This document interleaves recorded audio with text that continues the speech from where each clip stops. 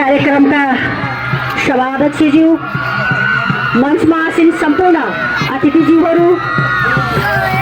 संस्थागत विद्यालय नगर कपमा भाग लिनुहुने सम्पूर्ण विद्यालयका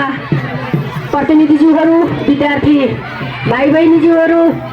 पत्रकार मित्र, आदरणीय मेरा आमा बुवा दाजुभाइ दिदीबहिनी निर्णायक मण्डल सम्पूर्णमा नमस्कार, जय नेपाल। सर्वप्रथम आज संस्थागत विद्यालय नगर कप पहिलो संस्करण 2082 को समापन समारोहमा पाल्नुहुने सम्पूर्ण मेरा आदरणीय व्यक्तित्वज्यूहरूलाई आजको कार्यक्रमको पूर्ण सफलताको शुभकामना व्यक्त गर्न चाहन्छु र आज स्वास्थ्यका लागि खेलकुद, राष्ट्रका लागि खेलकुद नारासहित जति संस्थागत विद्यालयसँग जोडिएर भाग लिनु भएको छ,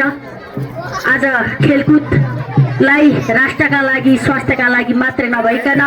लागु औषध दुर्व्यसनीबाट बचाउने र अनुशासन भन्ने कुरा के हो भनेर चिनाउने एउटा माध्यम खेलकुद भएका कारणले यहाँ उपस्थित सम्पूर्ण साना साना नानी बाबु भाइ बहिनीहरूलाई चाहिँ म एकदमै धन्यवाद दिन चाहन्छु।